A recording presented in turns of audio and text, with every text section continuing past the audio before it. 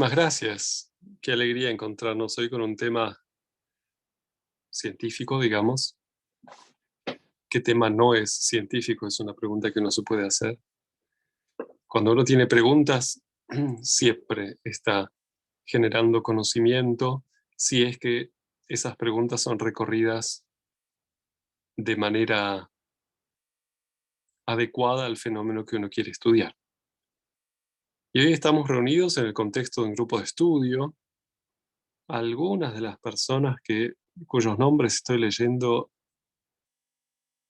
conozco de algún contexto, nos hemos visto personalmente y con los demás nos iremos encontrando. Y con ellos otra vez también, seguro. Bueno, la idea es hacer una introducción simplemente al tema primero y después entrar en conversación, porque nunca tuvimos un encuentro en este contexto de este grupo de estudio y sería interesante eh, construir sobre lo que ya estuvieron trabajando o están trabajando, cuáles son las preguntas que están presentes, orientando el trabajo y la investigación en este espacio. Así que bueno, hago una introducción y ustedes me van indicando con jeroglíficos modernos si se entiende o no se entiende, si tengo que ir más lento, más despacio, ¿sí? Bueno, hace poquito hubo una charla en otro contexto sobre la teoría del conocimiento. No sé quiénes de los que hoy están aquí presentes pudieron estar, pero me gustaría retomar algunas ideas que estuvimos moviendo allí, porque conforman la base de todo proceso de investigación, también del fenómeno que hoy nos convoca, que podríamos llamar, digamos, agua, con todo lo que este nombre tiene por detrás. Para poder estudiar un fenómeno necesitamos ubicar ese fenómeno en el campo de nuestra experiencia. Como decíamos también en la otra charla, aquello que es estudiable es aquello que es experimentable. Si algo no es experimentable, no tengo cómo acceder a eso y para mí es una no entidad. Todo aquello que pueda ser estudiable es aquello que existe y existe solo aquello que pueda ser estudiable. La pregunta es, ¿con qué método? ¿Con qué órgano de percepción me voy a ocupar del fenómeno color? ¿Con qué órgano de percepción me voy a ocupar del fenómeno sonido? Del fenómeno temperatura, del fenómeno rugosidad o textura, etcétera. Siempre la pregunta es, ¿cuál es el fenómeno que me convoca y cuál es el método con el que voy a acceder a ese fenómeno? ¿Cuáles son los caminos a través de los cuales el fenómeno aparece en mi conciencia? Esta es una pregunta fundamental de todo recorrido de investigación en cualquier ciencia. Y por eso hay algunos fenómenos que, por ciertos prejuicios acerca de la falta de un método de investigación, se dejan de lado. Por ejemplo, en algunos contextos, el fenómeno vida. ¿Cómo estudiar la vida como tal? ¿Existe algo así? ¿O solamente es una entelequia, una abstracción que pretende eh, englobar una serie de fenómenos que vivimos en el mundo físico, pero que no van más allá de eso? ¿Hay algo que exista en el mundo de las experiencias que podríamos llamar vida? ¿Hay algo en el mundo de nuestras experiencias que podemos llamar aire? ¿Hay algo en el mundo de nuestras experiencias que podemos llamar agua, tierra, calor? ¿A qué nos estamos refiriendo cuando usamos esas palabras? Y es muy importante movernos despacito y prolijamente en la fundación de un método de estudio. Si queremos estudiar qué le pasa al agua, qué le pasa al agua cuando se encuentra con el aire, cuando conforma, por ejemplo, la experiencia nube, necesitamos ubicar muy bien a qué nos referimos. Voy a dar un ejemplo, ya comenzando con nuestro tema acerca de la nube y del fenómeno nube como uno de los aspectos eh, abarcantes, digamos, del fenómeno agua. Y es la pregunta acerca de dónde empieza y dónde termina una nube.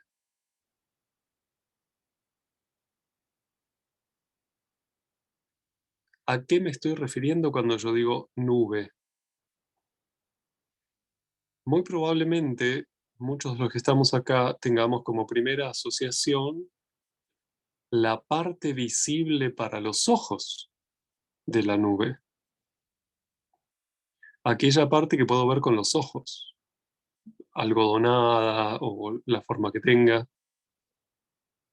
Sin embargo, si nos preguntamos acerca del todo el proceso que forma esa nube, vamos a darnos cuenta que no hay un lugar demasiado definido donde empiece esa etapa, digamos, accesible a la vista de la nube. Quizás les haya pasado estar adentro de una niebla, que uno puede ver un poco y después se hace todo muy grisáceo o blanquecino, depende de la situación en la que estemos. Y es difícil decir, bueno, acá empieza, acá termina. Sin embargo, tenemos una cierta transparencia y luego se hace más opaca la visión. Es difícil decir dónde termina y dónde empieza una nube. Y si seguimos ubicando este fenómeno, nos vamos a dar cuenta que no tenemos dónde ubicar el comienzo y el fin de una nube, sino que está hecha de transiciones permanentes, una transición atrás del otro, de la otra. Hay transiciones desde una transparencia muy grande a cierta opacidad. Hay transiciones de temperatura también. Hay transiciones en cuanto a la densidad del aire y del vapor. Entonces, si seguimos así simplemente experimentando, vamos a llegar a un primer concepto de nube que vamos a encontrar en el mundo de nuestras ideas y que se relaciona con lo que estamos vivenciando, y es que hay una sola nube. Y esa nube es toda la atmósfera. Que uno se puede preguntar también dónde termina. ¿Cuán grande debe ser la densidad de presencia de aire para que digamos, ahí ya no es más atmósfera? ¿Cuándo deja de haber atmósfera? Vamos a entrar también en un mundo de transiciones. Así que como vemos, necesitamos movernos de a poquito y juntando elementos fenomenológicamente que nos permitan describir de manera cabal lo que estamos estudiando. Y esto nos va a ayudar a ir generando conocimiento firme, lo que hablábamos en la otra charla también, conocimiento genuino y no teorizando acerca de un montón de cosas. Cuando hablamos de manera coloquial en que vemos una nube u otra nube, o que hay diferentes tipos de nubes, si vamos a referirnos de manera más científicamente fina, más detallada, tendríamos que hablar de etapas de transición o de ámbitos de la nube, de ciertas dinámicas. Y entonces vamos a darnos cuenta que estamos en un tipo de fenómeno que no es tan sencillo de fijar como puede ser, por ejemplo, un cristal, donde podemos ubicar una transición brusca entre la presencia de una sustancia y la no presencia de esa sustancia. por ejemplo, en las capas de un cristal. ¿Me siguen? Es decir, estamos ante un fenómeno que vamos a tener que aprender a describir en términos dinámicos y no estáticos solamente.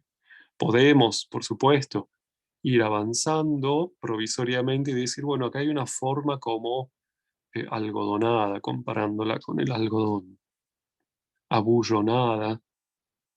Hay otras formas que se presentan a la vista que llevan el nombre de plumas, solo que en latín, y por eso se llaman cirros. Las nubes algodonadas se llaman cúmulos porque están acumuladas, ahí están apretaditas, apretadita el agua ahí, podríamos decir así. Y si uno empieza a estudiar el fenómeno de la nube, se da cuenta que tenemos una gran nube que habría que preguntarse también hasta dónde compenetra la Tierra, no solamente hacia dónde se va hacia afuera, hasta dónde llega, sino también hasta dónde llega hacia abajo. Y entonces nos encontramos con que estamos elaborando la pregunta primero. ¿Cuál es mi pregunta en realidad? Antes de intentar decir esto es una nube, ¿cuál es mi pregunta? Y mi pregunta puede ser, ¿cuál es la experiencia de temperatura cuando recorro la atmósfera? ¿Cómo es la, esa experiencia calórica? Bueno, hay lugares más fríos, hay lugares más calientes, etcétera. ¿Cómo se distribuye esa temperatura? ¿Cómo se distribuye la densidad del aire? ¿Cómo se distribuye la densidad del agua en la atmósfera, del vapor? ¿Cuándo transiciona el agua de estar en estado líquido a estar en estado vaporoso? También tenemos ahí, incluso en la superficie líquida del agua, no tenemos un corte plano, sino que tenemos una permanente dinámica donde incluso hay transiciones físico-químicas allí que no nos dejan determinar de manera tan precisa dónde termina la superficie líquida y empieza el vapor. Y esto es algo que el agua hace todo el tiempo. Rechaza todos los conceptos que hemos tomado del estudio de los cristales. A menos, y entramos en un ámbito del agua muy, muy maravilloso, a menos que ella también se torne cristalina. Pero incluso cuando el agua se torna cristalina, hace cosas muy extrañas. ¿Vieron algún cristal de agua ya alguna vez? Así es sí y así es no. ¿Pueden hacer con la mano el dibujito de cómo es la forma de un cristal? Porque un cristal es una entidad estable en su forma en el tiempo, ¿no? ¿Cómo es la forma de un cristal de agua? Qué interesante. Bueno, son los copitos de nieve, ¿no es cierto? No los cubitos del congelador. Tienen forma de corazoncito. No, tal cual, son los copitos de nieve. Y si miramos muy detalladamente los copitos de nieve, nos vamos a dar cuenta que hay una estructura cristalina típica en el agua, pero que hace maravillas esculturales cuando se van juntando con otras. Tiene una manera de relacionarse un cristal con el otro muy maravillosa.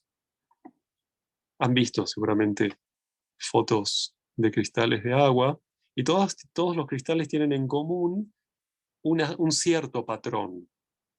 Las fotografías de Emoto, eh, ¿cómo era el apellido?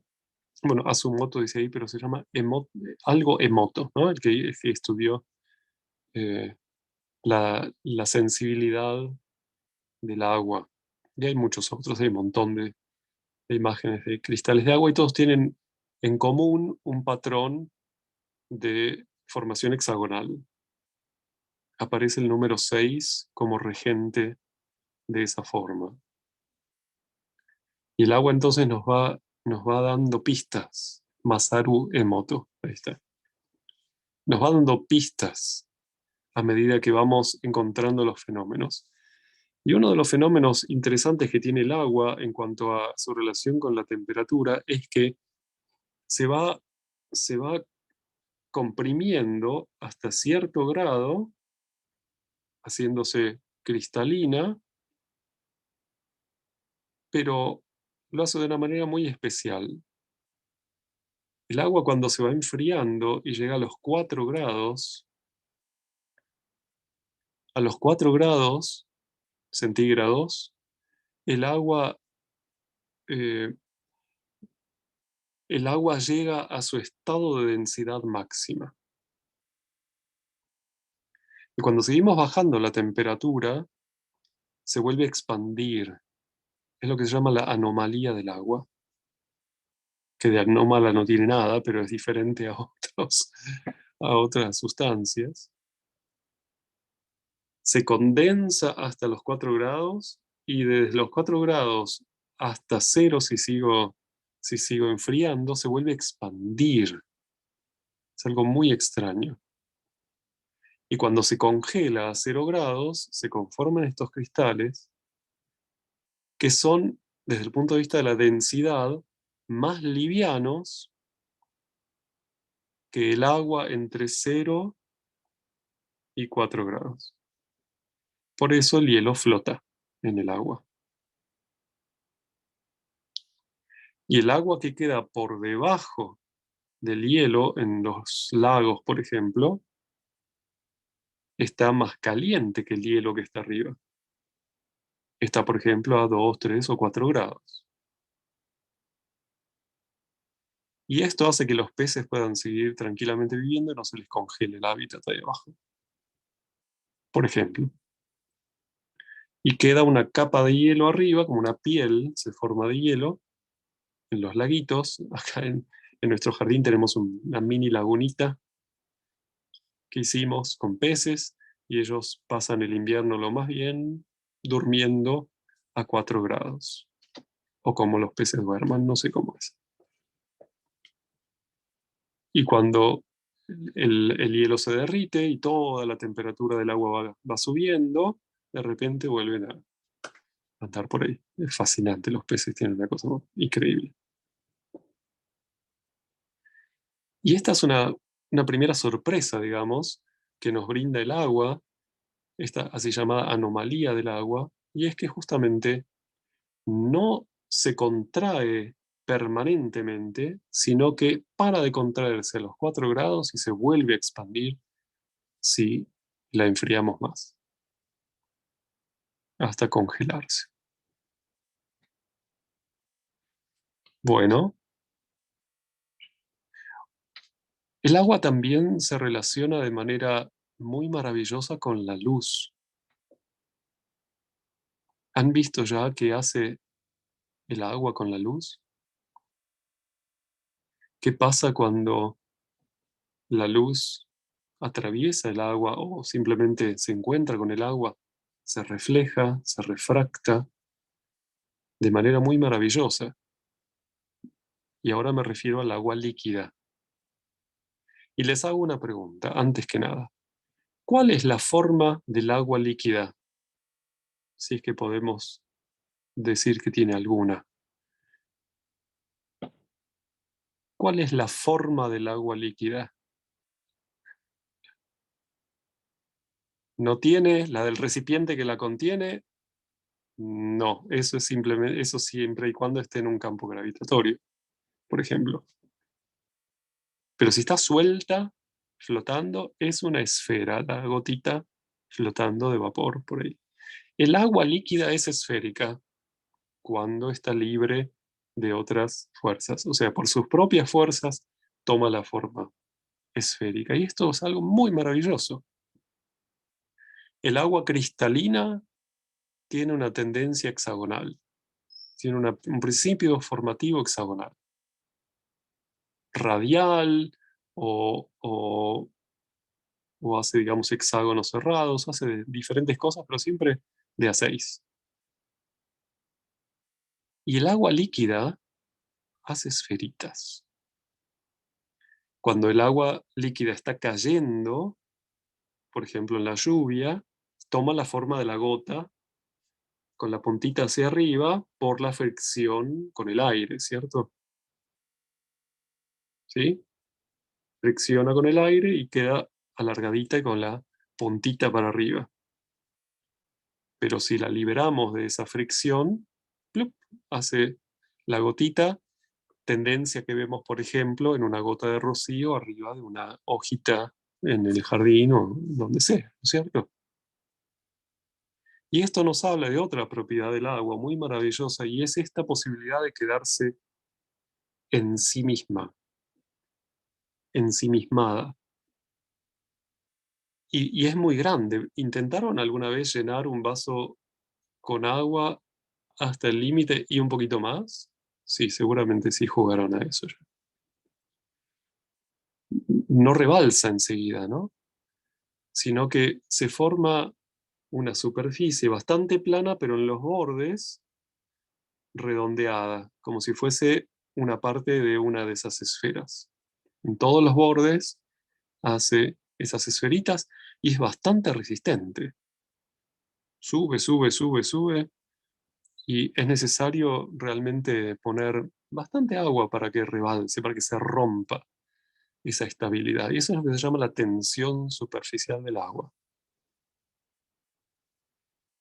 Las esferitas tienen una cierta tensión en la superficie que mantiene esa agua toda junta cuando es líquida. Y cuando el agua se evapora, sigue siendo líquida, ¿vieron? Son un montón de gotitas. Es difícil desarmar esas gotitas totalmente. Lo que llamamos vapor son gotitas, pero tan chiquititas que flotan en el aire también.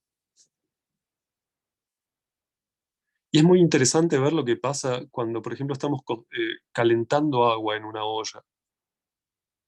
¿A qué temperatura del agua empieza a evaporarse agua allí?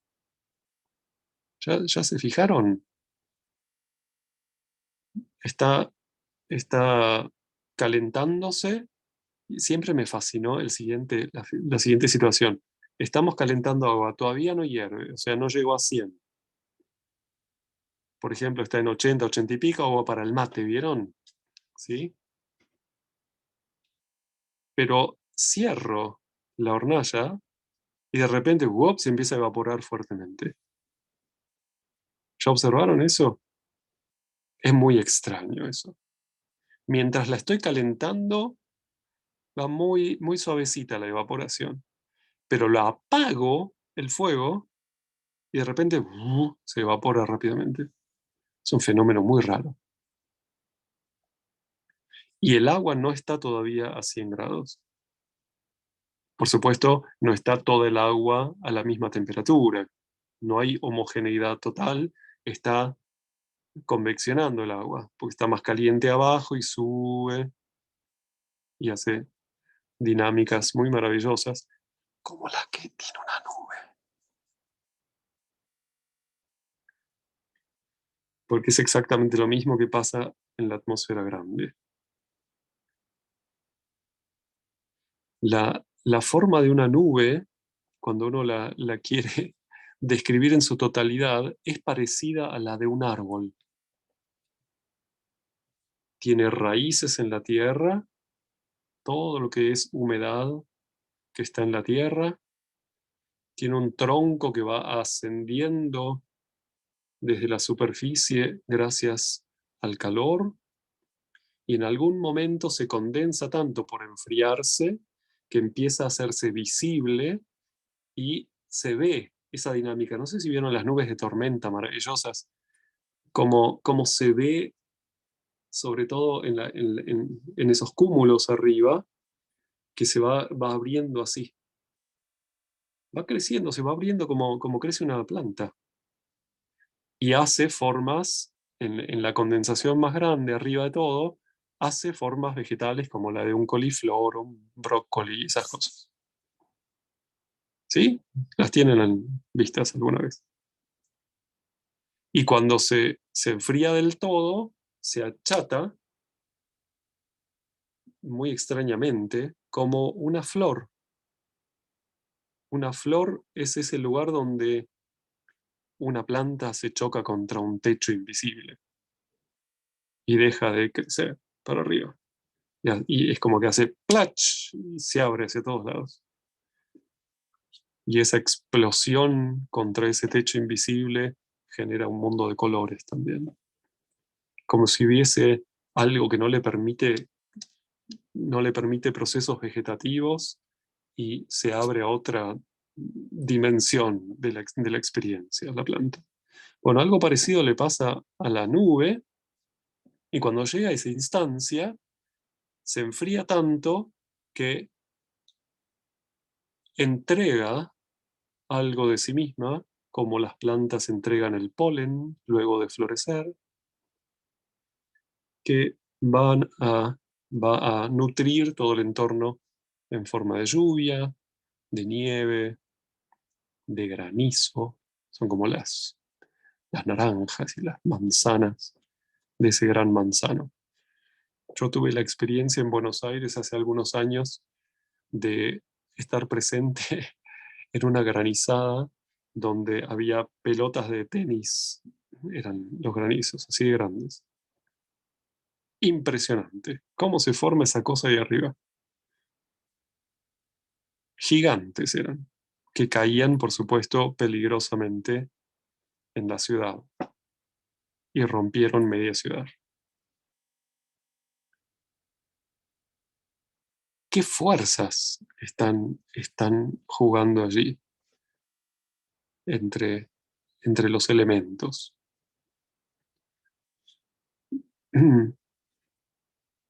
Entonces, la atmósfera la descubrimos con una dinámica muy similar a los principios formativos vegetales.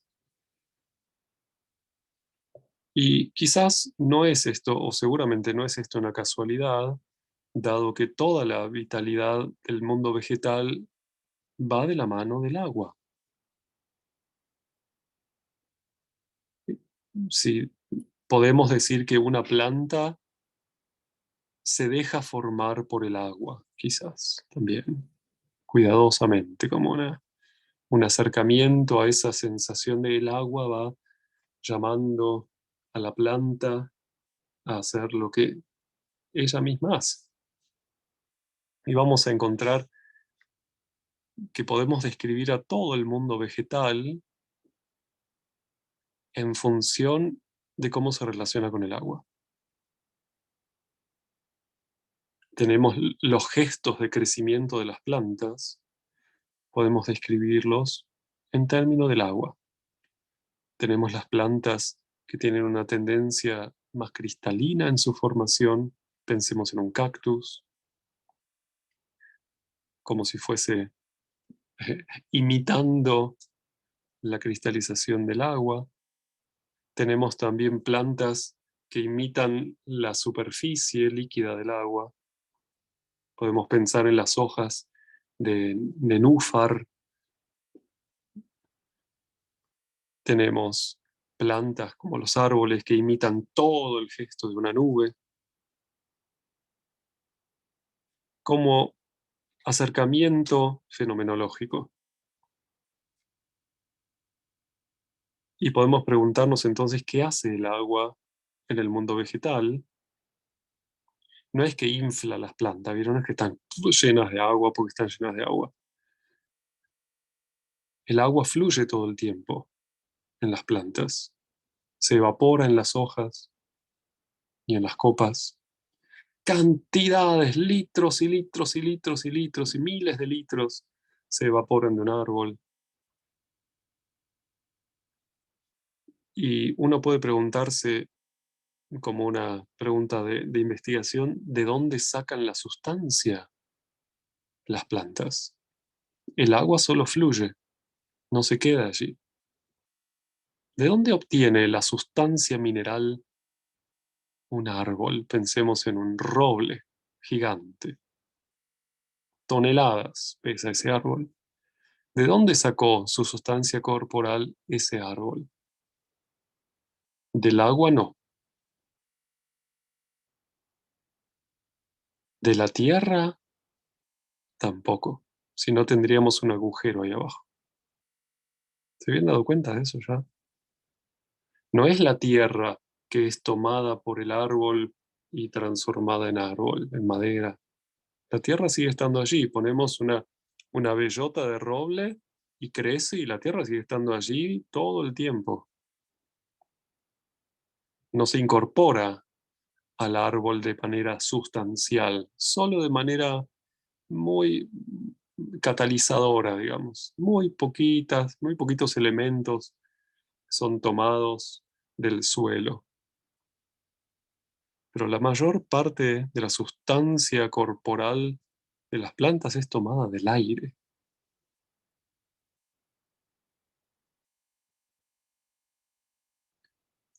Algunas de las personas que están acá que conozco, sé que ya conocían eso, pero no sé si todos los que están acá se habían dado cuenta de eso alguna vez. ¿Es nuevo esto para alguien? Este clic, que todas esas toneladas corporales de un árbol han sido en su mayor parte tomadas del aire. Aire hecho cuerpo. Y esto queda para otra charla, pero nosotros hacemos lo mismo. Por eso los pulmones son descritos por Rudolf Steiner como los órganos del elemento tierra, no aire, en el sentido de los elementos, no de las sustancias. Los pulmones son los órganos con los cuales formamos nuestro cuerpo. Increíble, ¿no es cierto? Hace un tiempo pude charlar con una médica eh, endocrinóloga que no era endocrinóloga, mm, bueno, acompaña a personas que tienen problemas en su tracto digestivo, no me acuerdo cómo se llama la especialidad, y eh, estaba acompañando a un niño, a un bebé, con un gravísimo problema de asimilación intestinal. Gastroenteróloga, gracias. Adivina. Este niño comía y todo pasaba, incluso sangrando. No, no tenía asimilación. Sin embargo, esta médica decía, yo lo revisaba cada tanto y el niño crecía igual y crecía normalmente, en tamaño, en peso. No sé cómo funciona, decía ella, porque no está pudiendo asimilar nada a través del intestino.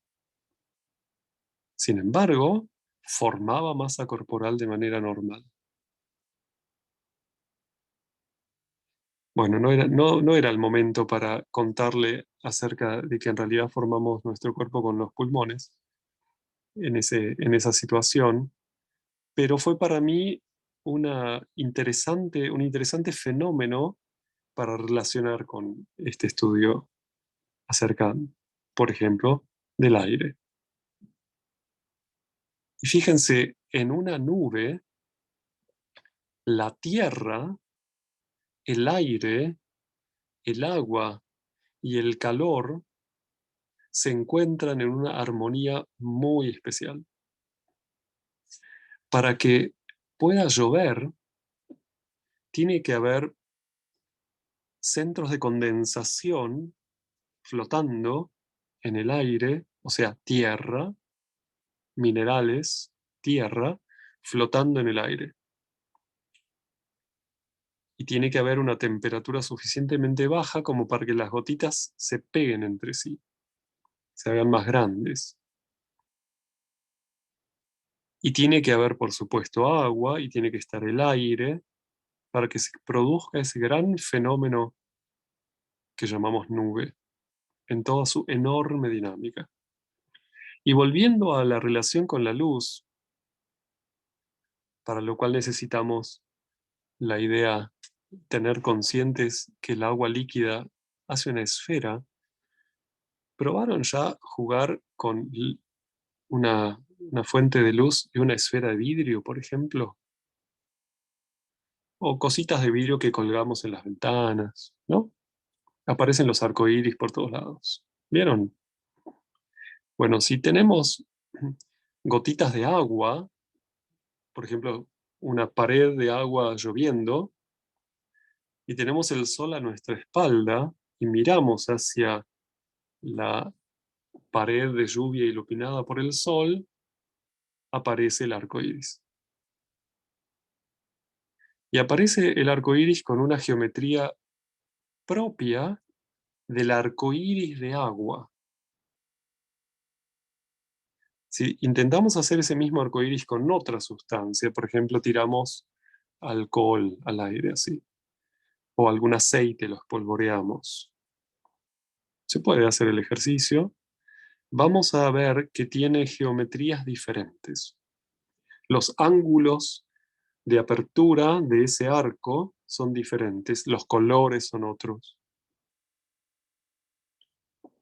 Y ese maravilloso arco iris que conocemos de la lluvia tiene características muy especiales, y para esto les recomiendo que inviten alguna vez a charlar sobre esto a mi querido amigo Edmundo Wechselblatt, un gran estudioso de este fenómeno, con quien hemos coordinado un grupo de estudio en ciencia durante muchos años juntos en Buenos Aires. Y él ha estudiado este fenómeno con muchos detalles. Sería muy lindo si lo pueden invitar a él. Edmundo Wechselblatt. Después le puedo pasar a María Laura o a Victoria también su contacto. Se va a alegrar mucho. Mándenle saludos a mi parte. También escribió material de estudio e investigación acerca del tema. Escribió un maravilloso libro, sí, tal cual. Entre otras cosas, eh, podemos descubrir que la geometría del arco iris de agua está relacionada con la divina proporción, pero eso se los dejo para que lo estudien con Edmundo. No así otros arcoíris de otras sustancias, pero con el agua sí. Es algo muy, muy, muy maravilloso y muy extraño del agua. Y me quiero referir un ratito todavía a una cierta polaridad de fenómenos que aparece en relación al agua, que están descritas en el libro El caos sensible. Uno de estos fenómenos es, no sé, tuvieron la oportunidad de, en una pava de agua, por ejemplo, cuando uno ceba mate, vieron que sale el chorro de agua o de una canilla, y si uno lo mira, uno sabe, está fluyendo agua. El agua que sale ahora no es la misma que salió antes, y así. Está corriendo como un río, el agua, como un arroyo. Sin embargo, la forma de ese chorro es estable en ciertas condiciones. ¿Sí? ¿Se ubican? Que tiene esas formas tan interesantes que hace como así. Hace, hace como formitas muy lindas. Y esa forma queda como en el aire estable. Y cada agua que pasa por ahí toma esa forma, danza, digamos, de esa misma manera. Como el agua que pasa por un río. Solo que no hay ningún río allí, no hay ningún, quiero decir, borde, no hay ningún cauce. Sino que es el agua misma que hace esa danza al fluir. Hágalo, ese ejercicio, y parece un sólido, sin embargo no es un sólido. Esto es lo que se llama en la descripción de la dinámica de los fluidos, un fluido laminar, un flujo laminar. Es decir, está corriendo, está fluyendo un fluido, pero de manera estable. Con el humo lo conocemos también. Por ejemplo, cuando apagamos una vela, tenemos primero, al comienzo de la ascensión del humo, una estructura muy, muy ordenada. ¿Sí? ¿Lo ubican? Ese humito muy, muy, muy ordenado. Es una parte de flujo laminar de ese humo que está ascendiendo. Y llega un momento en que la velocidad amaina, porque fricciona con el aire, y se caotiza el flujo y pasa a un estado que se llama flujo turbulento. Son los dos tipos básicos de flujo que encontramos, el flujo laminar y el flujo turbulento. Y acá tenemos, es interesante y fascinante siempre de nuevo mirar la transición entre ambos. Porque cuando está turbulento, bueno, termina disipándose. Y cuando está laminar, está clarísimo la varita esa de humo. Pero ¿qué pasa cuando empieza a formarse la turbulencia? Y son esas fotos maravillosas que están en el libro, en la tapa, en el caso de fluidos líquidos. Cuando un fluido pasa de flujo laminar a turbulento, es una experiencia muy maravillosa. Es interesante que al revés no funciona. No se puede transformar un flujo turbulento en flujo laminar, sino que va de un orden a un cierto desorden. Si a alguien le suena el término entropía, puede quedar para otro día. Pero justamente estamos en presencia de un cierto, de un cambio, de un cierto orden, un cierto desorden y disipación. Y hay otro fenómeno que vemos en el agua o con el agua, muy maravilloso, y es, imagínense ahora que el agua no está corriendo, no está fluyendo, sino que está estancada, como por ejemplo en un lago que no está fluyendo o en una olla, no importa. No hay flujo de agua, no hay flujo. Sin embargo, ahora tocamos la superficie del agua y todos conocemos lo que pasa. Se genera por la elasticidad de la superficie, hay como una especie de vaivén y se genera una onda que se va expandiendo. Y lo que vemos es que hay una forma que se traslada también, va desde un lugar hasta otro lugar. Sin embargo, el fluido no se está trasladando. El agua se queda en el lugar. Lo hemos visto mil veces cuando tenemos una hojita flotando en el agua, tiramos una piedra o lo que sea, empieza a ondular y la onda se expande, pero la hojita no se va con la onda, sino que se queda subiendo y bajando. Donde está, hace como un movimiento circular. No se queda exactamente vertical. Hace una cosa muy linda. Es lindo de observar. Si uno lo mirase de costado, digamos, lo que hace la hojita. Entonces acá tenemos un fenómeno polar, otra polaridad, y es, antes teníamos forma estable, agua fluyendo. Y ahora tenemos agua estable, forma fluyendo. ¿Sí? El agua está quieta en cuanto a la traslación, pero en esa dirección en la que el agua no se mueve, el agua se está moviendo así, en circulitos en su lugar, pero se traslada claramente una forma que tiene también sus leyes. El agua permite estos dos gestos. Y vamos a ver también que el agua, como representante ahora de todas las sustancias que pueden transicionar hacia el sólido, líquido y gaseoso, como arquetipo ahora,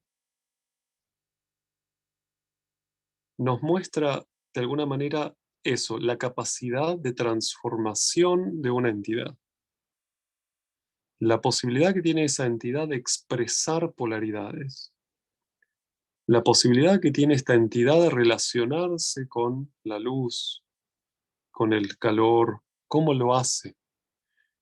Y este estudio tan extraño de la anomalía del agua que siempre de nuevo nos deja boquiabiertos y que es la propiedad que posibilita que muchos seres vivos continúen siéndolo y que no mueran.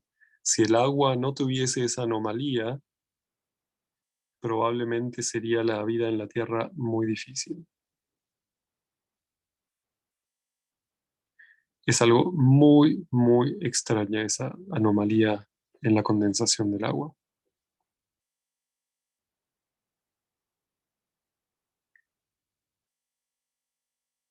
El agua, desde el punto de vista de los alquimistas, era justamente la representante de uno de de las tres actividades alquímicas.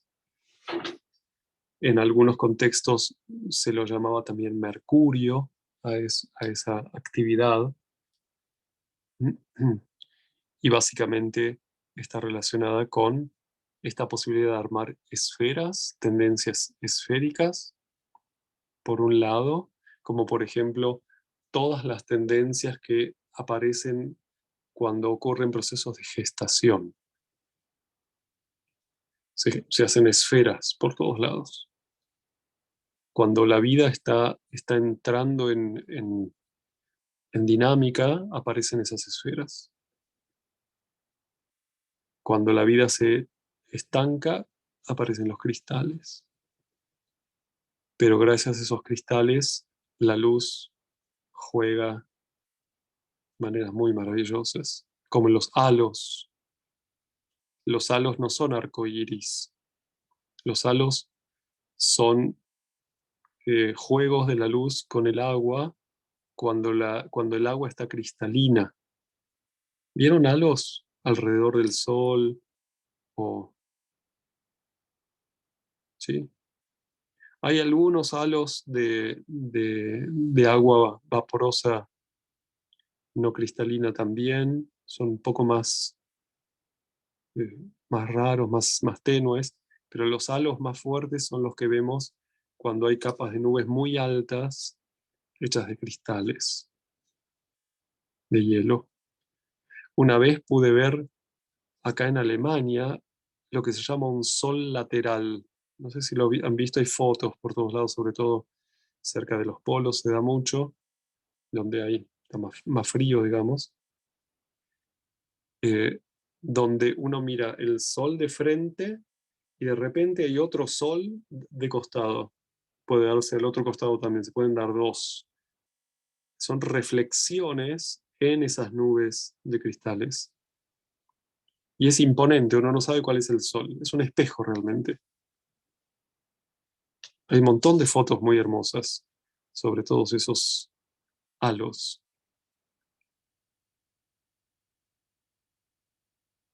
Y una consideración más me gustaría hacer sobre toda sustancia. Y si vamos a estudiar o si quieren estudiar el agua especialmente, y es que no hay nada en nuestra experiencia sensorial que sea realmente una cosa. Es difícil describir qué es una cosa.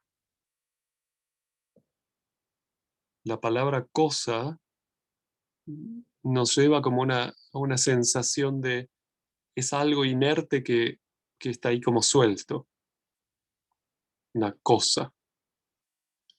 Immanuel Kant usó esa palabra para referirse a la realidad no vivenciable, por ejemplo, la cosa en sí. Es una palabra que se usa también en las películas de terror, la cosa. Es como una entidad que no es nadie, ¿vieron? Como si fuese algo, pero que no es No hay nadie allí, la cosa. Bueno, no hay cosas en el mundo. No hay nada que sea una cosa. Todas son experiencias que nos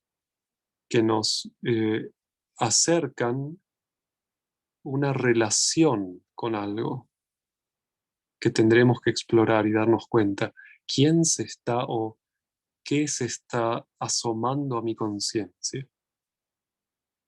La idea cosa es uno de estos conceptos enfermos de la época del intelectualismo abstracto que, como estamos tan acostumbrados a interpretar nuestras experiencias como cosa, ahí está la pava y ahí está lo otro, y como lo aislamos, no nos damos cuenta que no hay ninguna entidad sensorial que esté aislada.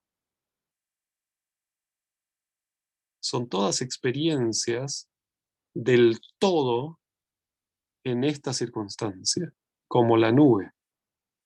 No hay ninguna nube aislada, sino que hay continuidad en el mundo sensorial.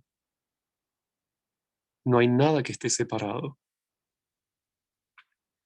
Y en última instancia, esta es la misma experiencia que tenemos en el mundo de las ideas.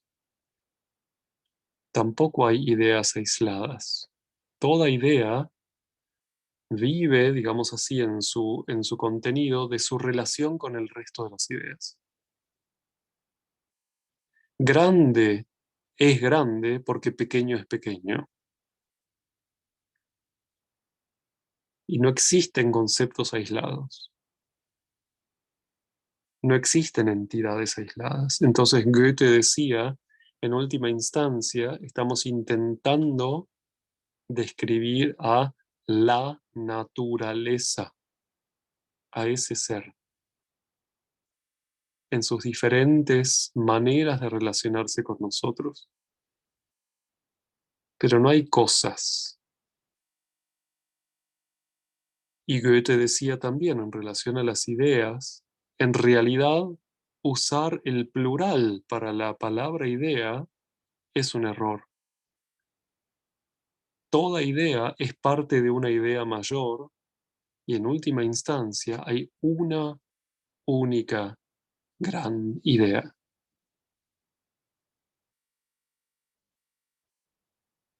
Si lo queremos llamar Dios, universo, la una palabra, la una idea significa universo. ¿Está bien? Es la idea de Goethe. Y entonces nos vamos a dar cuenta que el mundo no es una cosa, y esto es una tesis que expongo para algún día seguir charlando. El mundo es alguien, no algo. Y toda nuestra experiencia es un mundo de vivencias de cómo nos estamos relacionando con ese alguien. Lo único que en nuestra conciencia son experiencias, no cosas. Llamar a esas experiencias cosas es parte de lo que Steiner llama el prejuicio materialista, y que es solamente un prejuicio, es decir, un juicio no maduro, un juicio que no ha llegado a convertirse en una verdad, o sea, un error. Para los que quieran profundizar, agarren la teoría del conocimiento basada en la visión goetheana del mundo de Rudolf Steiner y celebren mientras la leen. Es una fiesta ese libro. Bueno, nos fuimos de paseo por algunos rincones de los fenómenos, no de manera muy sistemática, más bien de manera artística, pero quizás es un aportecito al encuentro de investigación que van a seguir teniendo. podemos todavía unos minutos, yo tengo unos minutos todavía también, charlar sobre comentarios, preguntas, ideas que fueron surgiendo, impulsos para el grupo de investigación. Y veo que tampoco somos multitudes, así que quizás cada uno puede abrir su micrófono en el momento en que quiera comentar algo y luego de hacerlo lo cierra para que no interfieran y no se corte la transmisión. ¿Les parece? Muchísimas gracias, Mariano. Ya abrí los micrófonos, el que quiera puede abrirlos. Pueden subir la mano si quieren para tener un orden. Jorge Iván quiere hacer una pregunta. Buenas tardes, Mariano. El tema del agua estructurada. El agua estructurada que solamente está en algunas fuentes y que es la única agua con cualidad que al ingerirse puede llegar a ser parte del cuerpo, parte corporal. ¿Nos podrías compartir, Mariano, este misterio, cierto? ¿Por qué las aguas tratadas, cloradas y que están en otras condiciones de intervención humana no, no hacen parte, no pueden llegar a ser parte del cuerpo humano en este caso? Muchísimas gracias, Jorge, ¿cierto? Em,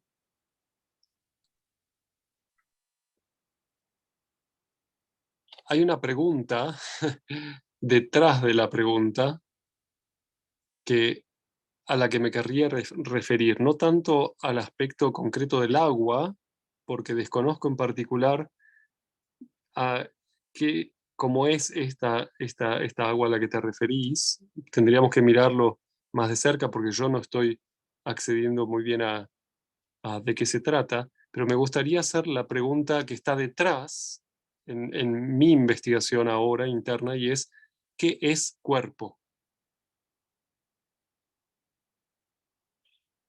¿Qué significa que se esté formando o no cuerpo? Cuando yo me corto las uñas o el pelo, cuando el pedacito de uña se salió y está arriba de la mesa, ¿es parte de mi cuerpo? Antes de cortarme las uñas, ¿era parte de mi cuerpo? La piel que se está desescamando en este momento, ¿es parte de mi cuerpo? ¿Cuándo una experiencia sensorial es mi cuerpo? ¿Tuvieron ya la experiencia de que se les durmió un brazo? Cuando uno duerme apretando un brazo y de repente se empieza a despertar y no lo siente, ¿vieron? ¿Conocen? O cuando uno tiene anestesiada un cachete en el dentista. ¿Es parte de mi cuerpo? Una vez me pasó que me dormí, no sé cómo, y se me durmieron los dos brazos. Y sonaba el despertador. Y yo quería que mis manos me hicieran caso. Y les juro que lo intentaba. Pero era como si no estuviesen allí. No respondían a mí en ese momento. No eran parte de mi experiencia corporal. Eran parte de mi cuerpo. Y esta no es una pregunta sencilla de resolver. Cuando se lastima un hijo, ¿es parte de mi cuerpo? Cuando un niño se está gestando dentro de la madre, ¿es parte de su cuerpo? Es una pregunta muy actual, ¿eh? ¿Cuándo algo es cuerpo? Es una pregunta realmente difícil. ¿Qué significa que yo esté absorbiendo agua corporalmente, que nos vamos a dar cuenta que vamos a ir pasando hacia conceptos más procesuales. Cuerpo tiene que ver con la posibilidad de que un yo lo integre, lo tome, lo use, tenga una experiencia allí. Cuerpo es siempre de alguien. No hay cuerpos sueltos. Y entonces, en última instancia, si seguimos recorriendo esta vía de investigación, nos vamos a dar cuenta que muchas cosas pueden ser mi cuerpo, más allá de lo que yo llamo normalmente mi cuerpo físico. ¿Vieron que hay gente que dice, estoy estacionado a la vuelta?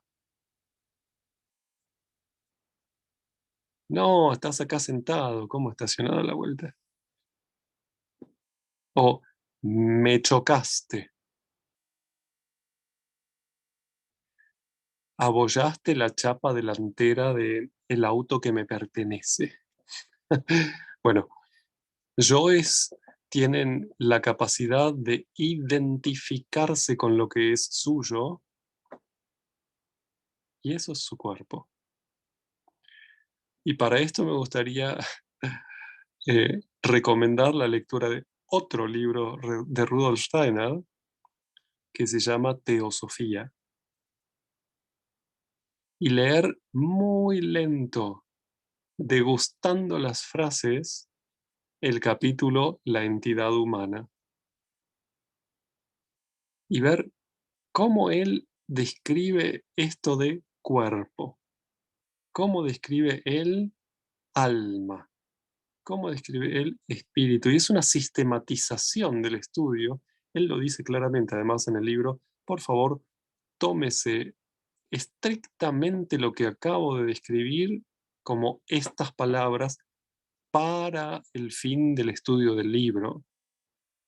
Es metodológica la indicación. Y después se irá complementando el concepto. Y si uno toma en serio esa recomendación metodológica de Steiner al principio de ese capítulo, puede hacer recorridos de investigación muy poderosos. Porque pasa que una y otra vez intentamos estudiar fenómenos usando las palabras tomadas de diferentes contextos. Entonces se desdibuja el recorrido de formación de conocimiento, se caotiza. Ya no es un caos sensible, es un caos insensible. Un caos torpe, digamos, no es un caos fructífero. Entonces, para ir detrás de esa pregunta, ¿cuándo el cuerpo puede apropiarse de algo y cuándo no?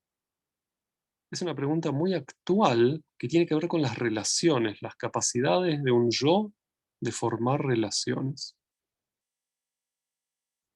¿Cuándo un tumor cancerígeno es mío? Y lo hice yo con todo mi esfuerzo de mi destino. ¿Y por qué voy a querer que me lo saquen o no me lo saquen? ¿Se entiende? ¿Cuándo considero que algo no es mío? ¿Y qué hago con eso? Etcétera.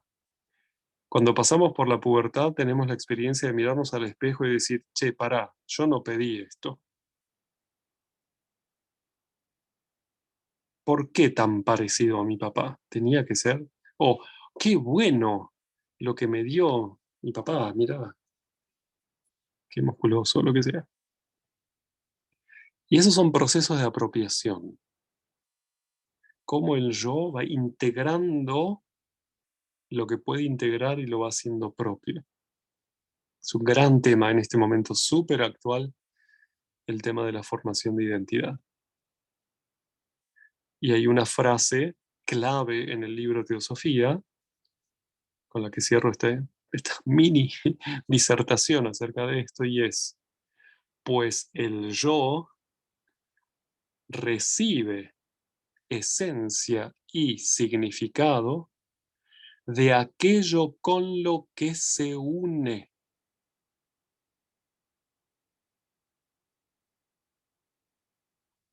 que es una clave, una llave grande para mover muchas cosas. Pueden ir a buscarla, a ver dónde aparece la frase. Una aventura, jugar a las escondidas con esa frase. ¿Dónde está? ¿Dónde está? Está en un lugar muy importante del libro. Gracias, Jorge, por la pregunta. Y habrá que ver en particular qué es lo que hace que un agua, una calidad de agua, pueda ser incorporada en los procesos vitales o no. Claro que sí. Cuando nuestra inmunología rechaza algo, cuando recibe algo, de qué manera lo puede elaborar. Una vez, siempre me acuerdo de cosas interesantes para decir.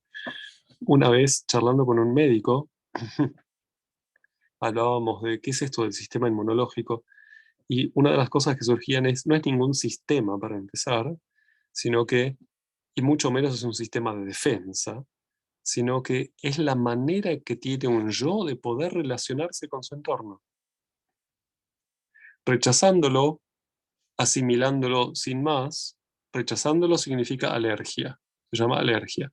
Asimilándolo sin más, sin preguntarle siquiera quién es, se llama anergia. Y justamente la práctica de relación que alguien va ganando con el mundo va conformando su inmunología. Por eso Rudolf Steiner también dice, es una actividad propia de la organización del yo. Cómo el yo organiza sus relaciones. No es un sistema, no es una cosa, una maquinaria que funciona de manera automática o mecánica, sino que es la manera en que un yo gestiona sus relaciones. Y podemos leer todas las patologías autoinmunes o de depresión inmunológica, de exacerbación de las alergias, todas las podemos leer desde allí. Y vamos a darnos cuenta de muchas cosas. Cuán psicosomática es nuestra vida, que a veces atribuimos a factores externos. Y al fin y al cabo vamos a poder llegar a la conclusión de que todo lo que nos pasa tiene una lógica psicosomática. Espíritu, alma, cuerpo. Soma es cuerpo en griego. Bueno, una más.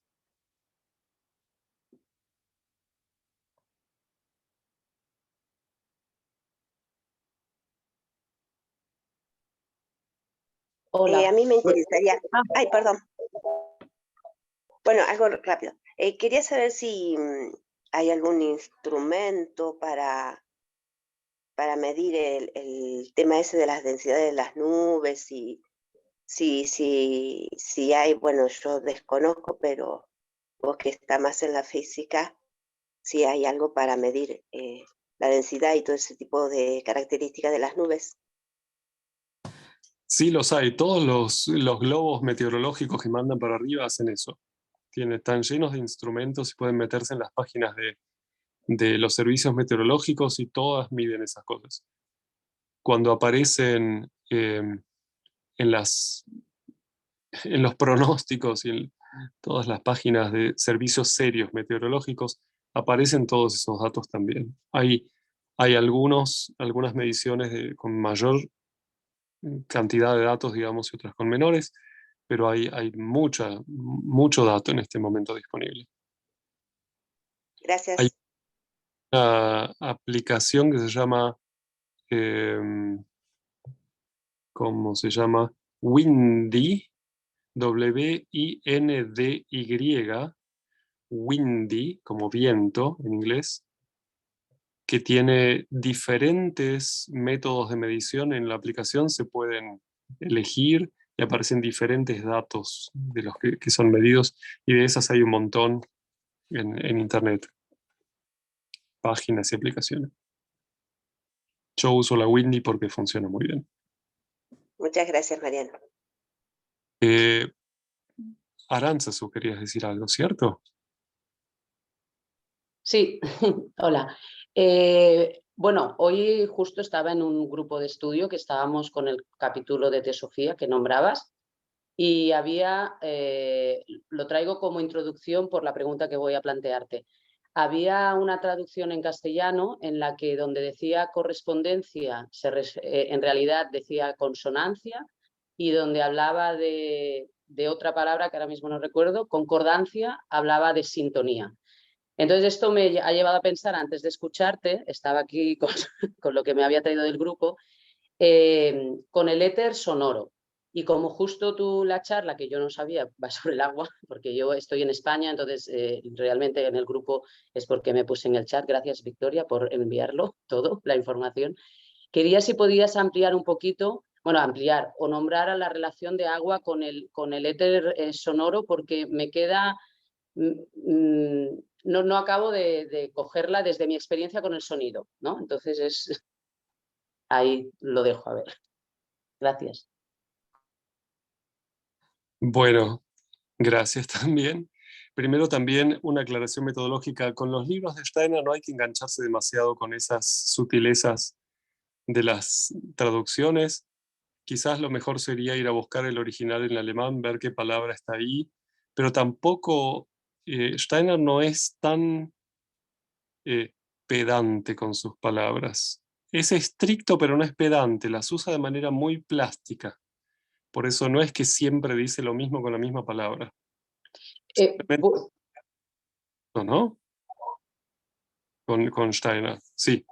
¿Puedo decirte algo? Era en relación porque con el comentario que había salido era que la palabra correspondencia traía una imagen como más de una dirección, en cambio consonancia era más una esfera. Y como justo también, por eso lo nombraba desde ahí, ¿eh? No... Gracias. A cada contexto y ver cuál es el peso que tiene esa palabra en el contexto y no quedarse muy, muy paralizado allí. Los éteres.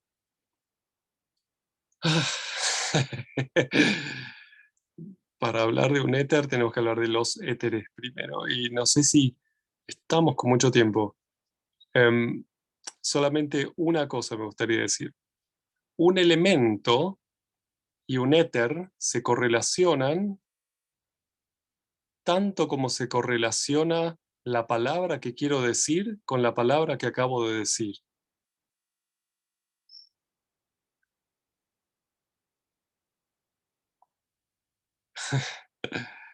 Es como si fuese la interioridad de la exterioridad. El agua tiene esta posibilidad de esta plasticidad que hace que una sustancia sea moldeable. El sonido es una dinámica que moldea entidades, pero necesita un receptor elemental para poder una cierta sensibilidad que hable su mismo idioma. Por ejemplo, si yo quiero integrar una medicina a través de la piel al cuerpo, voy a tener que usar una sustancia que pueda permear la piel. Si uso una sustancia para la cual la piel es impermeable, voy a seguir teniendo la sustancia, el medicamento afuera. Yo necesito una concordancia, una consonancia en las maneras de ser.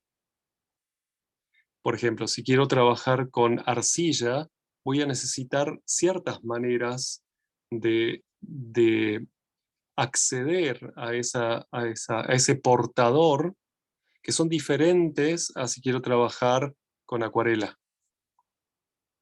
Necesito una correspondencia entre la actividad y el receptor o el portador del efecto de la actividad.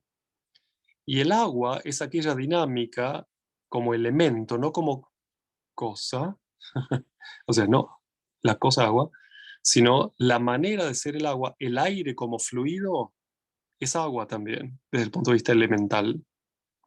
¿sí? O sea, no tenemos que pensar en cosas, sino en maneras de ser. Agua es la manera de ser que permite que el sonido se plasme. También se lo llama éter químico al éter sonoro, porque es aquel mundo, aquel ambiente de, eh, de funciones, de relaciones, que permiten que cosas se encuentren, se separen, conformen nuevas entidades, tomen forma. La dinámica aire, por ejemplo, no toma forma, es puro movimiento. La dinámica como elemento, ¿sí? No como cosa aire. La dinámica o elemento tierra es pura forma, desde el punto de vista de su receptividad. Es amorfa, pero la tierra amorfa es muy acuosa desde el punto de vista de su manera de ser. Cuando la tierra se hace cristal, ahí es tierra, como manera de ser. Cuando tenemos, por eso es tan maravilloso, cuando tenemos el humus, la tierra fértil, no es tierra. Es tierra, agua, aire y calor en una relación muy, muy maravillosa. No es tierra. Lo mismo que cuando tenemos un ser humano encarnado, no es cuerpo. Es cuerpo, alma y espíritu. Es cuerpo físico, cuerpo etéreo, cuerpo astral y yo, todo junto. Rudolf Steiner decía, cuando vemos el cuerpo de un ser humano encarnado, no estamos viendo su cuerpo físico. Estamos viendo su cuerpo físico impregnado de cuerpo etéreo, impregnado de cuerpo astral, impregnado de un yo activo. Ese no es el cuerpo físico. El cuerpo físico lo vamos a ver cuando muera. Eso que queda ahí, eso es el cuerpo físico. Bueno, y así sucesivamente. Cuando hablamos de los elementos y de los éteres, estamos hablando de entidades como la interioridad y la exterioridad de una misma cosa, fenómeno. Por eso repito, un éter y un elemento tienen una relación similar a la que tiene la palabra que quiero decir y la palabra que acabo de decir. Y pueden hacer la experiencia, intentar decir una palabra, pero no decirla. Frenar la expresión. Y van a ver cómo se abulta ese mundo de fuerzas. Y hay que tener cuidado porque sube la presión, por ejemplo, porque sale por otro lado. Hay todo un mundo de terapéutico también a través del canto y del habla que está relacionado con estas fuerzas, de poner en actividad de maneras muy específicas todo ese mundo elemental que está allí activo, ese mundo de fuerzas vitales que están activas allí. La quirofonética, la antropofonética, etcétera, son mundos que se fueron desarrollando, son potencias pero gigantescas. Y todos conocemos lo que pasa cuando alguien reprime algo que quiere decir. Bueno, así de fuertes son esas cosas.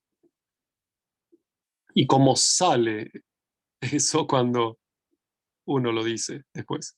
Bueno, con ese mundo estamos tratando cuando hablamos de los elementos y de los éteres.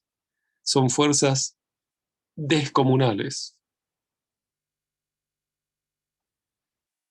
Muchas gracias. La última, Mercedes. Sí, que habías ¿Cómo está, levantado. Mariano? ¿Cómo estás? Bien. Tengo una pregunta muy práctica, digamos. Nosotros acá en la Argentina y en provincia de Buenos Aires estamos sufriendo una seca fuera de lo normal. Fuera de lo normal. 8 meses sin agua. Yo creo que debería haber, yo trato de conversar todos los días con los seres elementales, a ver qué es lo que hace falta de nosotros para que este equilibrio se restablezca. O es que tenemos que, es esto que decís vos de lo que se reprime, ¿no? Es como que están llamando a que te ahorco, te ahorco, te ahorco, como decía ese maestro Zen, que quiero conocer la libertad y le metió la cabeza abajo del agua a su discípulo hasta que hizo burbujitas y le dijo, cuando sientas la necesidad de la libertad, como la del aire ahora, vas a saber dónde está. Y a mí me parece que acá nos está pasando eso. Hay vientos muy fuertes, con temperatura, y se viene sosteniendo. Y yo me pregunto qué parte de la conciencia, qué es lo que nos pasa que no podemos amigarnos con esto. Bueno, es personal, ¿no? Pero la estamos pasando. Gracias, Mercedes. Se puede generalizar, por supuesto, por ahí no en particular con respecto a la sequía o al agua, sino más bien en relación a qué hago con lo que me toca. A lo largo de la historia de la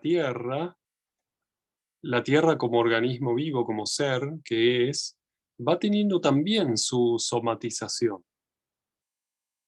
Tiene procesos muy complejos, ustedes los conocen mucho mejor que yo, y a veces la Tierra necesita secar una parte de su organismo y mojar otra, y redistribuir las humedades, redistribuir las tensiones internas, por ejemplo, el vulcanismo, o moverse un poco, hacer un poco de quiropraxia, entonces suena en algunos lugares, aumentar un poco su temperatura, por ahí hace una pequeña fiebre, después la baja, dependiendo de lo que esté necesitando. Un colega decía, podemos intentar, que un biólogo, un sacerdote biólogo decía, podemos intentar leer la sintomatología de la Tierra como si fuese un ser vivo, y entonces leer aumentos de temperatura como procesos febriles, y preguntarnos dónde está, qué está queriendo equilibrar y regular.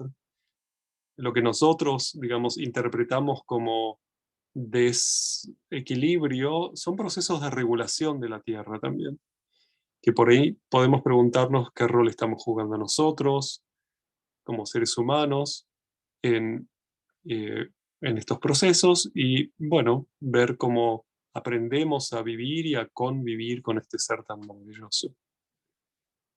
Pero, digamos, los deseos locales, por decir así, no van a resolver el, la comprensión de lo que le está pasando a este ser, sino que necesitamos realmente también pensar de manera realmente global a este ser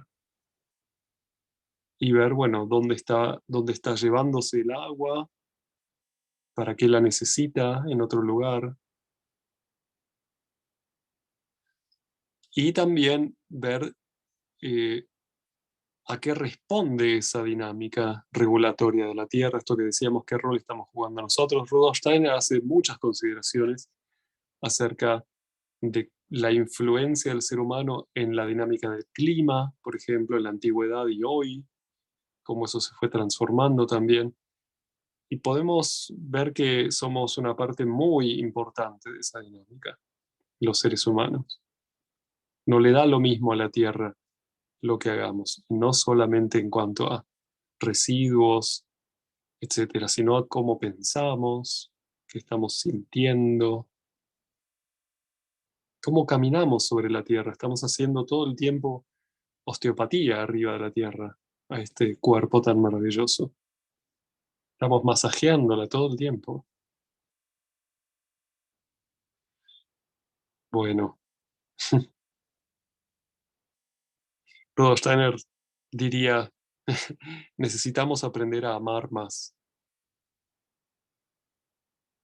Y se van a ir mostrando estos fenómenos a la conciencia dispuesta a aprender lo que es y no a proyectar lo que le conviene.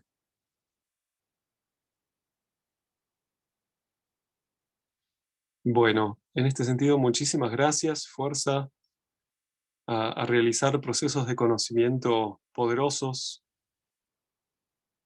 corajudos, luchar contra todos los prejuicios que no tenga, cascotearlos y mirar realmente lo que se presenta en nuestra conciencia. Ese es el contenido que tenemos disponible. y hacerse muy amigo de la teoría del conocimiento.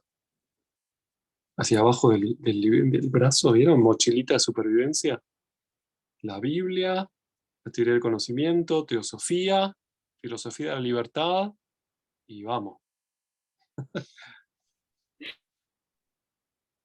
Muchísimas gracias, Mariano, que es de todas las charlas que te he escuchado, yo creo que esta es la que me ha parecido más profunda, de pronto por la que más tengo que volver a muchos temas y abriste muchísimas puertas de la identidad del ser, de la anomalía del agua, no comprendo todavía eso, y sí, ahí te estaré contactando ahora para que nos ofrezcas más charlas y profundices más todavía sobre estos temas. La entropía, dijiste tantas cosas que por lo menos yo siento la necesidad de que quiero ampliar y conocer más. Muchas gracias. Y qué lindo también que vas tejiendo orgánicamente después de la teoría del conocimiento. Ahora nos traes este tema como que se ve tan separado pero tan unido a la vez, y hables también de la teosofía. También, sí, tenemos un grupo de teosofía los que estamos estudiando así pedacito por pedacito, y ha sido un proceso súper lindo también. Muchas gracias. Bueno, no sé si te tienes que ir, Mariano, porque, bueno, entonces si quieren nos despedimos de ti, y a continuación luego Irma, que es parte de los miembros del grupo Teoría del Caos, va a ser como una introducción y a quedarse para resolver preguntas si alguien quiere acerca del grupo de estudio en sí. Entonces, bueno, nos despedimos de ti primero y te dejamos ir, y luego continuamos con esa parte. Gracias. Muchísimas gracias. Gracias, Mariano. Laura, Gracias, Mariano. también. Gracias, María. Muchas gracias, Gracias, Mariano. Mariano. Gracias, Mariano. Gracias. Y muchas gracias Gracias. a María Laura, que fue la que organizó esta charla. Y hay un vendaval horrible por donde ella vive, la internet no está funcionando, o sea, los elementos no le colaboraron, pero ella por fin pudo conectarse. Está desde un bar, pero está muy bulloso para conectarse, pero está por aquí. Así que muchas gracias, María Laura, por esta charla tan... Yo nunca te hubiera pedido un tema así, pero me alegro que entramos en este tema. Vamos a pedirte temas más de las ciencias naturales. Bueno, y espirituales, Gracias, porque todo. Victoria. Gracias. Gracias, Victoria. Gracias. Hasta luego. Gracias. Gracias, Irma, también. Un abrazo enorme a todos. Un abrazo, Mariano. Chao, chao. Adiós. Chao, chao. Gracias, Mariano. Y Bueno. Victoria, muchas gracias por siempre hacer esto. No, esta charla fue organizada por María Laura. Yo solo estoy colaborando con mi Zoom, y colaboré con la parte de un poco porque ya no pudo conectarse, pero esta charla se la debemos a María Laura. Pues a María Laura y a ti también, gracias. Mariano. Bueno, ahora a continuación Irma, que es una de los miembros del grupo. Ella va a introducir el grupo del Caos Sensible, que es un grupo que ya se ha estado reuniendo y va a volver a reunirse nuevamente. Entonces, Irma, tienes la palabra para que nos hables más del grupo, a los que estén interesados en unirse a estos estudios. Bueno, muchas gracias, Victoria. Sí, yo también estuve con los mismos inconvenientes de María Laura. Pude entrar bastante después y agradezco muchísimo esta conexión con Mariano. Nosotros habíamos comenzado el año pasado con María Laura justamente el estudio del caos sensible y también de los éteres. Y entonces ahora vamos a comenzar de nuevo el estudio de este precioso libro, al que Mariano de alguna manera ya nos puso en tema, pero porque realmente los contenidos que tiene este libro son muy valiosos, y la modalidad vamos a ir armándola. En realidad ahora a las 9 vamos a tener nuestro primer encuentro. Ahí en el grupo ya está el ID, está la contraseña, todo para poder entrar, y la modalidad va a ser que no va a quedar grabado. Realmente porque lo que queremos con María Laura, que ella fue la impulsora, y yo la acompaño en todo lo que puedo, como Victoria también, es justamente la vivencia de un grupo de estudio, aunque no estamos presentes digamos, reunidos en un mismo lugar, estemos online, pero tengamos esa ductilidad para pensar que no vamos a grabar. ¿Qué quiere decir eso? Que vamos a estar bien presentes en la temática y para los comentarios. O sea, la lectura y los comentarios y todo el trabajo que el mismo grupo vaya organizando. O sea, si bien es cierto, seguramente María Laura tiene una modalidad que puede ser una u otra, o la podemos ir transformando durante el tiempo, lo importante es que no va a quedar grabada cada encuentro.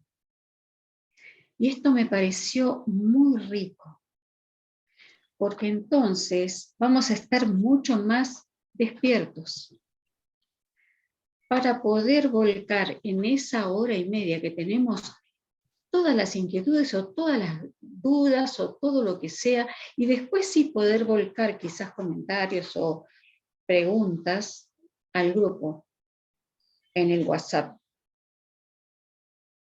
Más o menos así. ¿Por qué? Porque después ahora a las 9 ya vamos a empezar con el grupo de estudio. Entonces vamos a tener ahora un rato de descanso, puesto que es otro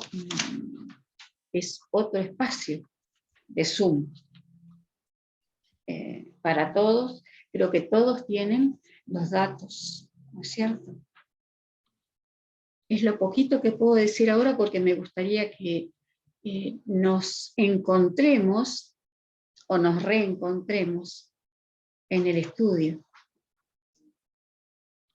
Y allí, hoy lo que vamos a hacer es la presentación de cada uno de los que estén interesados. Eso nos va a llevar un tiempo seguramente, pero no queremos que empezar a leer sin saber quiénes somos. O sea, un verdadero encuentro humano, con un sentido, adentrarnos en el conocimiento de lo que es el amor, y también los éteres. Pero le vamos a poner el sentido más importante, es el encuentro de seres humanos, presentes ahí en cada espacio-tiempo, que va a tener 1 hora y media, cada lunes, 9 aquí en la Argentina, 9 de la noche, 9 p.m. a 10:30 p.m. Pues cada uno en su país lo va a trasladar a su horario. Pueden abrir micrófonos si hay preguntas, Victoria, si hay preguntas de los demás. Muchas gracias, Irma. Los micrófonos están abiertos. El que quiera pueda preguntar. Solo quería adicionar que yo no pertenezco al grupo, pero María Laura me está diciendo que también van a ver el libro de Ernst Marty sobre los 4 éteres para acompañar también lo de los éteres. Sí. Los 2 libros vamos a ver. O sea, los 10 primeros minutos, más o menos, vamos a leer un poco de los éteres, porque consideramos, como bien lo dijo Mariano, que tiene mucho que ver con la temática del libro de Rey, ¿no? Sí, el caos sensible. Y los invitamos a todos los que están presentes, los que escucharon a Mariano, a que por ello nos encontremos, nos reencontremos en el grupo de estudio.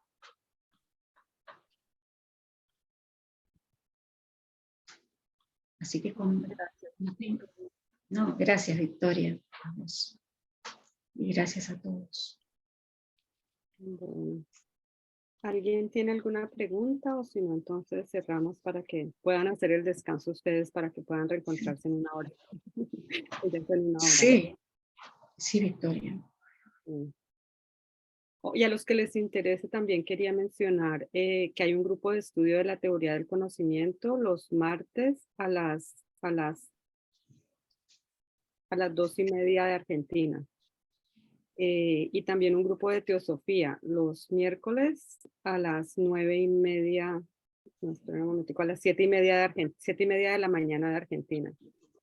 Sí, y hay otro grupo de muchas otras cosas, pero solo mencioné que Mariano habló de estos 2 libros en especial también. Bueno, muchas gracias a todos por estar. ¿Alguien tiene alguna pregunta? Si no, entonces cerramos la reunión.